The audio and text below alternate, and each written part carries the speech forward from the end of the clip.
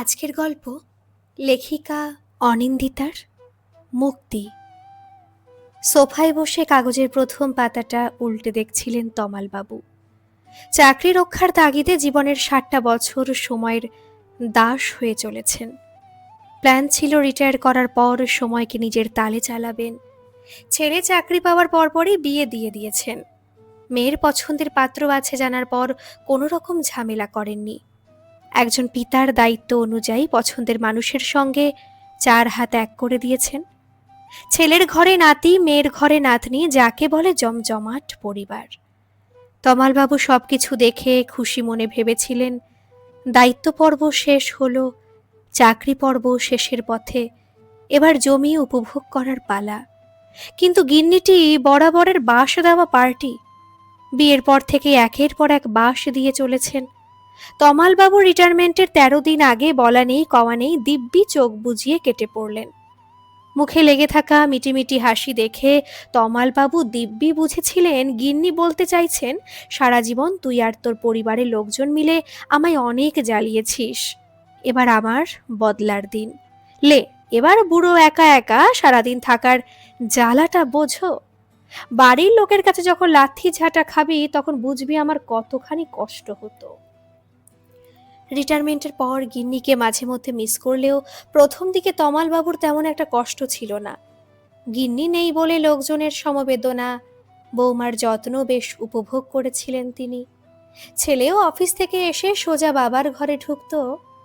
4 বেলা ভালো মন্দ খাবার, স্নানের জন্য গরম জল, সকাল বিকেল 2 বেলা কাঁচা জামাকাপড় পরে বেরিয়ে পড়া, কলেজ স্কোয়ারে দিব্য আড্ডা। তমালবাবুর মনে হতে শুরু করেছিল বুড়ো হওয়াটা এমন কি মন্দ, কিন্তু এমনটা বেশি দিন চলল না। রিটায়ারমেন্টে 6 মাসের মাথায় একদিন সকালে মর্নিং ওয়াকে বেরোনোর সময় বৌমা বেশ যত্ন করে হাতে বাজারের থলে ধরিয়ে দিয়ে কি কি আনতে হবে বলে দিল। টাকা পয়সার উচ্চবাচ্য হলো না অবশ্য। তিনি পেনশন পান, বাজারের টাকা তিনি দিব্যি দিতে পারবেন। নিজের ছেলে বৌমাই খাবে, কাজে কিছু বলার কথা মনে হয়নি। কিন্তু সেটাই যখন প্রতিদিনের রুটিন হয়ে গেল তখন ভারী বিরক্ত লাগতে শুরু করলো। বেশি দিনের কথা নয়, তিনিও তো নিয়মিত অফিস করেছেন, কিন্তু সকালবেলার বাজার করাতে কখনো ফাঁকি দেননি। ঢিল মারলে পাটকেলটি খেতে হয়, কাজেই তিনিও পাল্টা পরিকল্পনা নিলেন। দিন তিনেক মর্নিং ওয়াকে গেলেন না। বৌমার মুখ ভার, ছেলের বিরক্তি কোনো কিছুই তিনি চোখে দেখার প্রয়োজন বোধ করলেন না। ইচ্ছে হলে বাজার করে দেওয়া এক ব্যাপার, আর নিয়মিত দায়িত্ব পালন করা আরেক।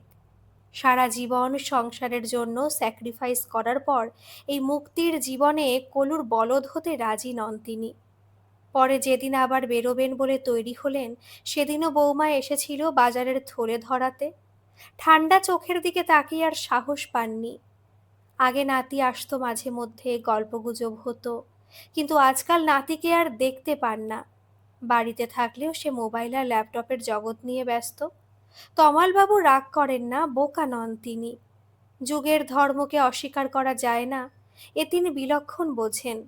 নিজেও যেমন নিজের সঙ্গে সময় কাটাতে চান তিনি, বাকিরাও সেটা চাইতে পারে, তাতে আপত্তি করার মতো কিছু নেই। সোশ্যাল মিডিয়ায় বেশ সক্রিয় তমালবাবু। লেখালেখি তেমন একটা না করলেও পড়েন, দেদার পড়েন। এমনভাবে স্ক্রোল করতে করতে একটা গ্রুপে খুঁজে পান, যেখানকার সদস্যরা দেদার ঘুরে বেড়ান। পুরো ভারত জুড়েই তাদের কর্মকাণ্ড।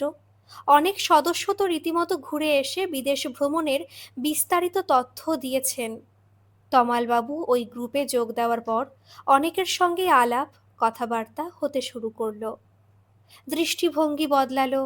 মনে হলো চাকরি জীবনে রোজগার আর পরিবারের প্রতিপালনের কাজে ব্যস্ত থাকায় কোথাও তেমন একটা ঘুরে বেড়ানো হয়নি। এখন যখন হাতে সময় পেয়েছেন, নিজের দেশটাকে খানিক চিনে আসতে ক্ষতি কি? গ্রুপ থেকেই একদিন জানতে পারলেন কিছু বয়স্ক সদস্য মিলে ভারত ভ্রমণের পরিকল্পনা নিয়েছেন। অজানাকে জেনে আসার, অচেনাকে চিনে নেওয়ার মনোভাব নিয়ে তিনিও ভ্রমণ গ্রুপে যোগ দেওয়ার মনস্থ করলেন। কিন্তু পরিকল্পনার কথা জানাতেই বাড়িতে বেঁধে গেল ধুন্ধুমার। বছরে 2-3 বার সময় করে নিজেরা ঘুরতে গেলেও দেখা গেল পৌর শ্বশুরকে ঘুরতে যেতে দিতে বৌমার বেজায় অনীহা। ফালতু টাকা খরচা করতে কেই বা চায়? তার সঙ্গে নিজের পুত্রটিকেও তাল মেলাতে দেখা গেল। কিন্তু তমালবাবু বরাবরের স্বাধীন চেতা, স্পষ্টতই জানিয়ে দিলেন তিনি সিদ্ধান্ত নিয়ে ফেলেছেন, কাজে এ ব্যাপারে মন্তব্য নিষ্প্রয়োজন। পরিস্থিতি এত দ্রুত বদলাবে চিন্তা করেননি তমালবাবু। আজকাল নিজের বাড়িতেই তিনি সম্পূর্ণ একলা। কেবল দুপুর রাত্তিরের খাবারটুকু টেবিলে ঢাকা দেওয়া থাকে। ঠান্ডা কড়কড়ে ভাতগুলো খেতে কষ্ট হয়। তরকারি দিয়ে মেখেও গলা দিয়ে নামতে চায় না। মাছের পিসের অবস্থাও শোচনীয়। গরম ভাতের অভ্যেস সেই কবে থেকে। এমন ঠান্ডা কড়কড়ে ভাত অধিকাংশ দিনই খেতে পারেন না।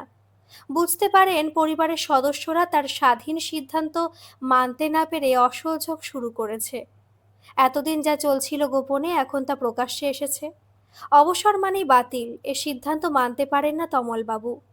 পরবর্তী পর্যায়ে ভেবে ফেলেন মনে মনে, পাড়ার নতুন খোলা হোম ডেলিভারি সার্ভিসের কাগজ দিয়েছিল পেপারের সঙ্গে। ড্রয়ারটা ভালো করে খুঁজতেই পেয়ে যান।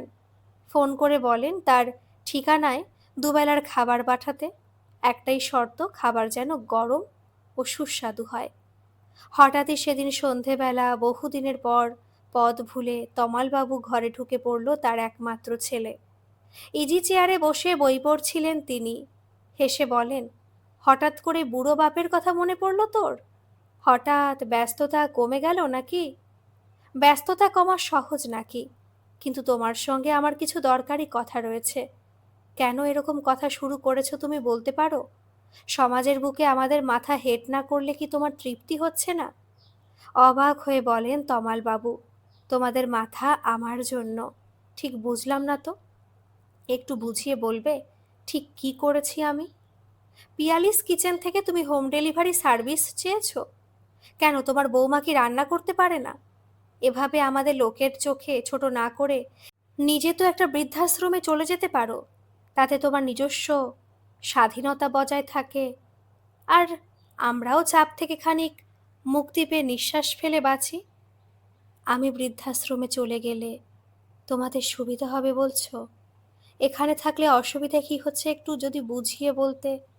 দেখো বাবা, এক সংসারে থাকতে গেলে অমন স্বেচ্ছাচারী হলে চলে না।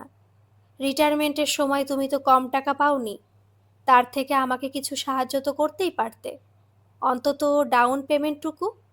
কবে থেকে বলছি একটা গাড়ি কিনবো, কিন্তু তোমার কি সেদিকে খেয়াল আছে? বাবার কাজ সন্তানকে আরামে রাখা। আজও কিন্তু প্রতিদিন আমাকে বাসে চেপে অফিসে যেতে হয়। কত কষ্ট হয় বোঝো তুমি? তুমি ব্যস্ত তোমার ভারত ভ্রমণ নিয়ে। সংসারে বাকিরা কেমন আছে, কিভাবে সংসার চলছে, কি তাদের প্রয়োজন জানার চেষ্টা করেছো কোনো দিন? কখনো জানতে চাও না তো আমি কেমন আছি? অদ্ভুত ভঙ্গিতে হাসেন তমালবাবু। গত কয়েকদিন ধরে আমি দুবেলা ঠান্ডা ভাত তরকারি খেয়েছি। মাছ যা পাতে পড়েছে বলার কথা নয়।